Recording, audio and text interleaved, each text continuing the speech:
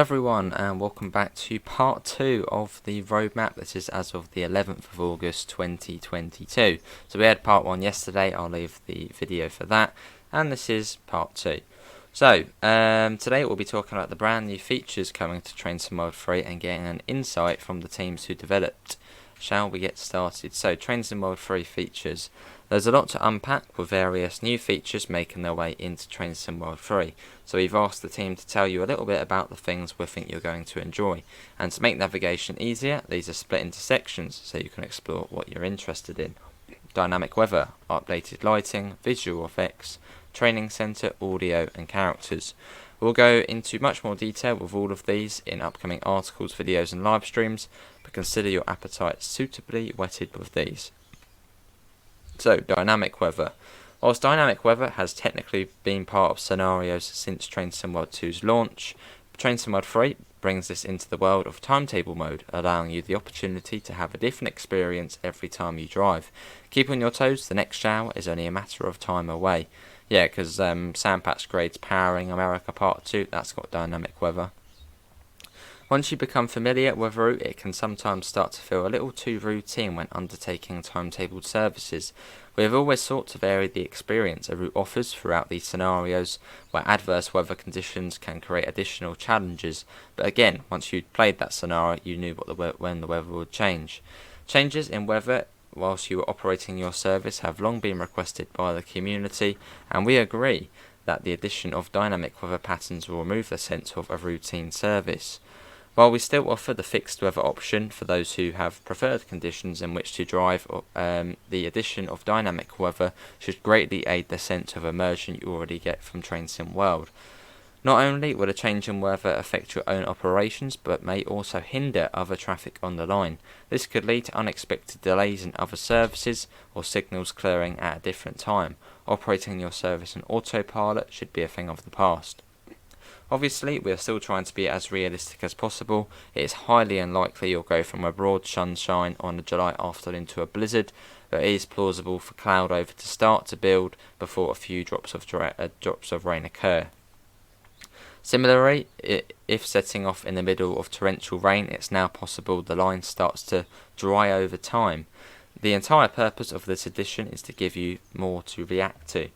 If this kind of challenge appeals to you, you'll now select the month in which you're operating your service and be treated to the weather you will need to adapt to. For more favourable conditions, the summer is your friend. To increase the challenge, try the dead of winter and watch the skies.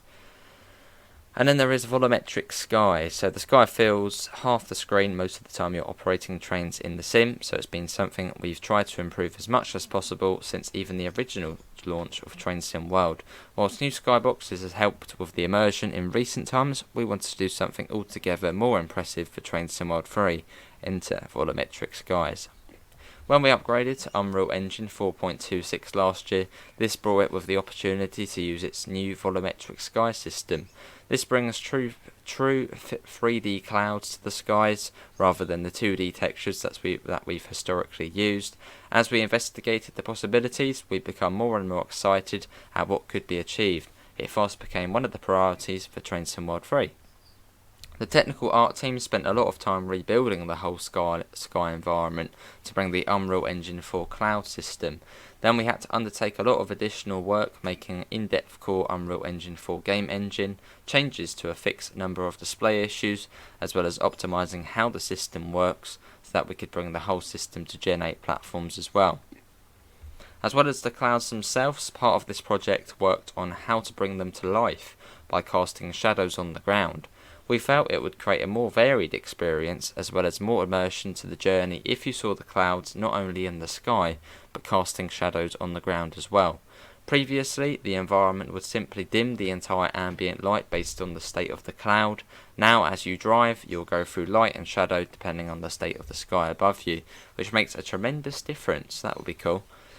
To make reflections and general ambient light match a constantly evolving scene, we had a system in place which periodically would capture the scene to power things like ambient light and reflections. While this meant that the general scene always kept up, it did result in some sudden transitions if the difference was a lot compared to the previous capture. and this was why you'd suddenly see the scene get darker or lighter periodically. We've updated how this works using a real-time skylight capture system in Unreal Engine 4, and this allows the updates to happen far more regularly, keeping the differences much smoother, avoiding sudden and jarring transitions. This also means these lovely clouds in the sky should match up more closely with what you would see reflections in the window. New lighting with new weather and new skies, it was only natural that we try and tackle an area which we know you've been providing us with a lot of feedback on recently. Lighting. This is no easy task, and we hope that we are able to show you more of the Train Sim Mod 3 gameplay. You'll recognise the vast difference this makes to play in the game. Alongside the clouds, the team also wanted to make a big upgrade to the lighting system in Train Sim World. Previously, the system had been built around a more visual, this look goods approach, literally configuring the lights based on their visual look until things seem right. This obviously came with challenges, the sheer amount of things that can impact light, consistency, subjectivity. That doesn't even consider that when approaching problems, the underlying issue could be one of a number of different things. While you can apply a number of fixes to correct it in the scene you're looking at, you can then find it doesn't look ideal in other lighting conditions. This approach has been a challenge for the whole team to deal with, and was one of the main reasons that the technical artists wanted to address this. It's been by far one of the biggest challenges for Train Sim World 3, and has involved completely scrapping the entire lighting system and starting from scratch. Doing so, this has enabled the team to build a new system that uses realistic, physically based lighting (PBL) system. And you can see the screenshots as well. We've been able to take real-world data for how bright various light bulbs are, how bright a station should be, and then match within the game with realistic lux intensity values for the sun, train headlights and platform lights. We then combine these together to make something which we think is a huge improvement. The result is brighter brights, darker shadows, better contrast and colours that really pop. It's also allowed Unreal's eye adaptation feature, which simulates the iris opening and closing in light and dark, to really work much better.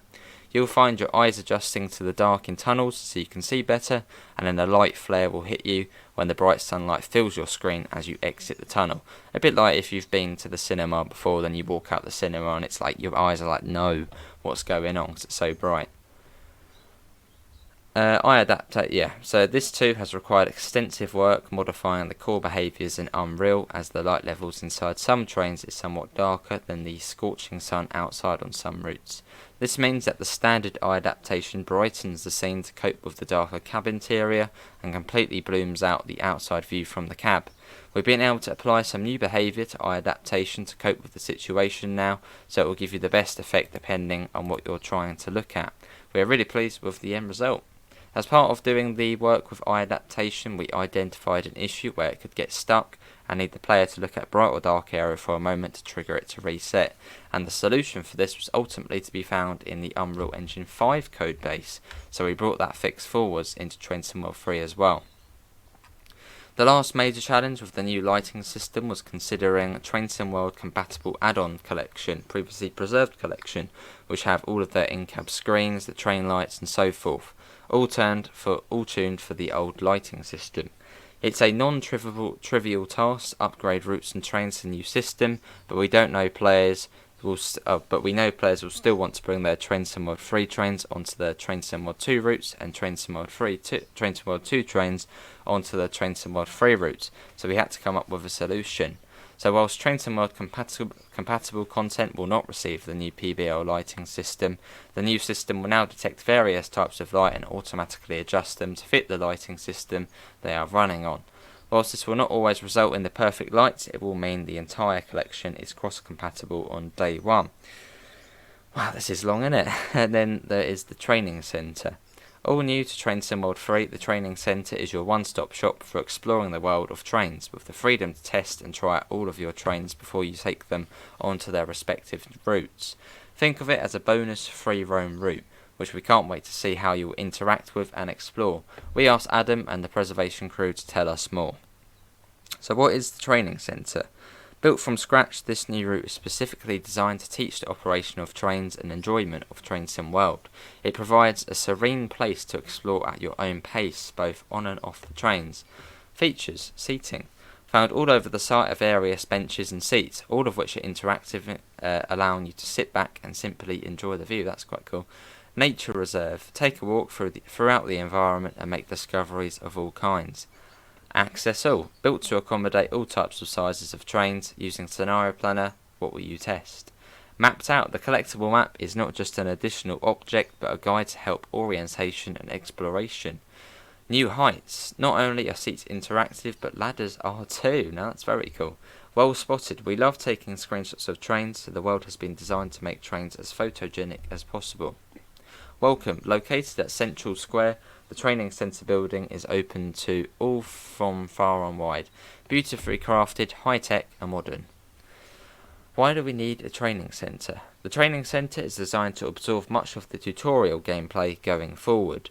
Any long-standing enthusiasts of the Train Sim World franchise will know that learning how to operate and interact with the world has become a little repetitive due to the fact any route could be the first experience for a new player. Like when you look up, down, side, left, that sort of nonsense. By combining all those requirements into one place, we are able to reduce the repetition significantly. Some training will continue to take place on individual routes that require unique operations. A lot of the focus has been given to on-foot exploration and interaction.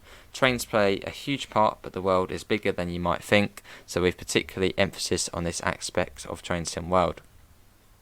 How was the route developed? Having evaluated many proving grounds around the world, we settled on the Wegberg-Wildenrath Test Track and Validation Centre as a great provider for a lot of the project goals. To start with, the track was laid, and then following many conceptual ideas, the discussion artists began simultaneously developing the central depot buildings and the wider site environment. And you can see a few doodles there as well. And also maps as well, which look very cool as well, and the training centre map as well. And also the building. There's quite a few screenshots you can see. So, while the preservation crew have much experience from working on the mainly existing Train Sim World routes and their varied environments, the specification for the training centre stipulated that it should not be a direct copy of a real-world location.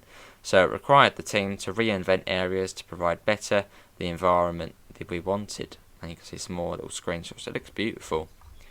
The route also gave them a chance to expand on technology developed during other projects that you may have seen, such as rats running around under New York, a signal box over the tracks at Finnentrop, and fireworks displays above. And some of our projects haven't been released yet. Oh, that looks pretty cool. Why should you be excited? The training centre is our first ever free roam route for Train Sim World franchise. While there are some areas closed off due to ongoing or future development, a vast majority of the route, including all trackage, is completely open to be explored. It even has an off-the-rails mode permanently enabled.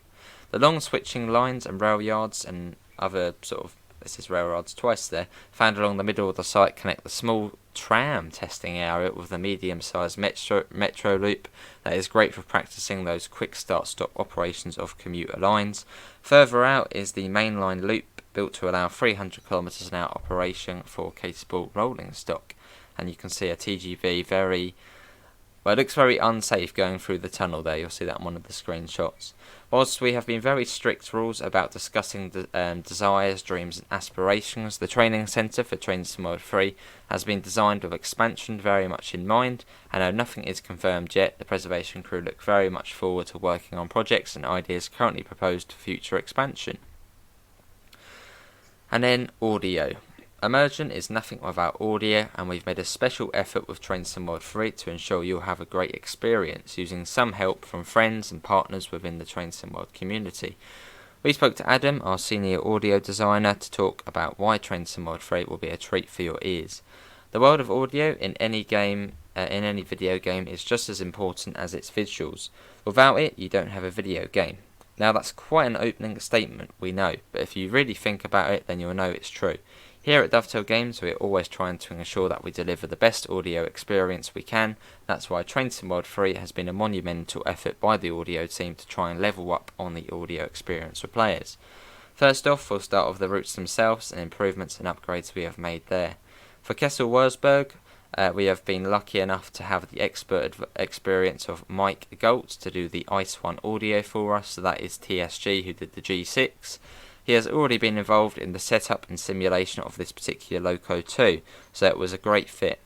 On the rest of the route, we have integrated the same spoken word alerter system into the tracks locos that can be found in Ice 3 and Ice 1, as well as addressing a few bugs from previous versions.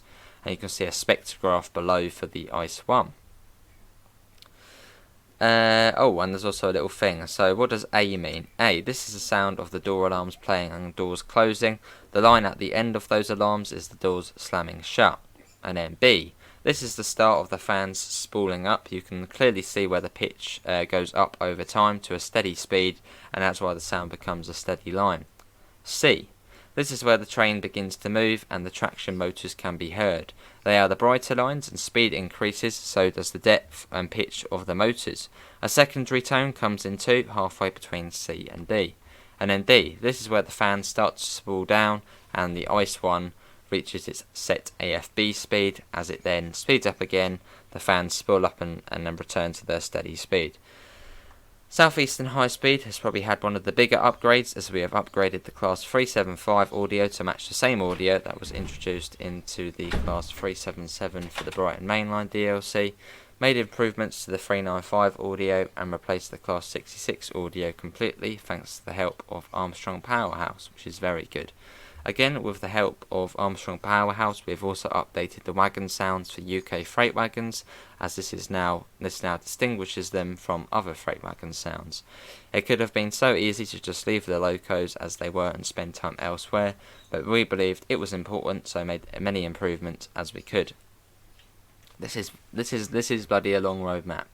Cajon Pass introduced a brand new locomotive to the mix in the form of the ES44C4, and this required a new sound set. We are very fortunate to have recordings of the ES44 Prime mover, so we were able to get these in and make sure we had a good fitting for this GEVO locomotive. The other important element was the horn, and as always we were able to rely on the US locomotive horn collector enthusiast Jim Milski to provide a recording of a K5HLL needed for the ES44C4. As always, we have had plenty of support from our Discord beta community, who have provided advice, resources and pointers where we've needed it. Other new features we've had to add are to the audio are passenger umbrellas, so as you walk past passengers with umbrellas up, you'll hear rain falling on the umbrella. A small detail, but something that might just catch your attention as you walk past. It's the little details that make the scene feel real. And finally, there's one other area which has had a facelift, not only visually but audibly, and that is the UI.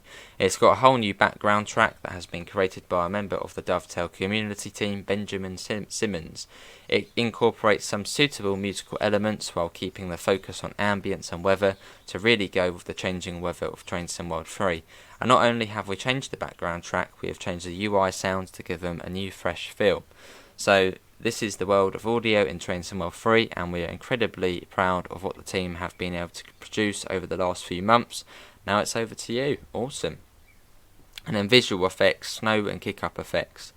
In Train Sim World 2, the world looked great if it was either no snow or full of snow, but there was clearly room for improvement with variable snow, so that's where it changes from no snow to snow. One of the key challenges was that snow applied to different parts of the game at different rates with different effects, so you can see the unbalanced scene. And you can see some screenshots. For Train Sim World 3, we have come up with a completely new system for managing how snow is applied, called a Weather Mixer Material function. Every material in the game now uses this and ensures that snow is applied evenly and consistently throughout everything you would see in the world, with the end result being a much nicer view as the world gets whiter when snow continues to fall, so perfect for Christmas. We also wanted to give the snow a little more impact on the world itself using a technique called vertex displacement. We have made it so as snow falls, it doesn't just go white, but actually looks like snow is piling a bit as well. You'll see sleepers disappear in heavy snow, for example. Now that is great. And you can see the screenshots as well going through. And then there's character art. Within Train Sim World 3, we've strived to add in lots of touches to improve your gameplay experience. That's no different with how we've approached our NPCs. We asked our senior character artist Janssen and tell us a little bit more about what we've done to create a more realistic set of characters within Train Sim World 3. After reviewing the current state of characters in Train Sim World 2, we decided on 3 key areas that we wanted to focus on to improve with the Train Sim World 3. So, skin tone, hair and materials. I'm hoping we don't get people with like pink, purple, green hair in the game, just no. For skin tone, we wanted to make sure that every character has consistency between each other, to make them feel like they belonged more in the same world. We wanted to make sure that the skin tone was as accurate and realistic as possible. You can see a little model there, which looks pretty cool. When looking at hair, we wanted to use what we had learnt on other projects to improve the materials and modelling in order to make something that looked closer to real hair. We felt this was important to help add that extra layer of immersion and realism into the characters. Okay, good. So we're not going to have, it's not going to be like Bus Sim 21 where it seems everybody has pink hair or purple hair or green hair or blue hair. It just looks silly. So that's good, that's not going to be there. We started from scratch and used the more modern card placement approach to layer cards in a way that we could get depth and focus on the silhouette. We also started using hair caps to help us fill any gaps and to help blend hairlines into the scalp. This approach then led us to creating a new material which behaves more accurately to how real life hair does.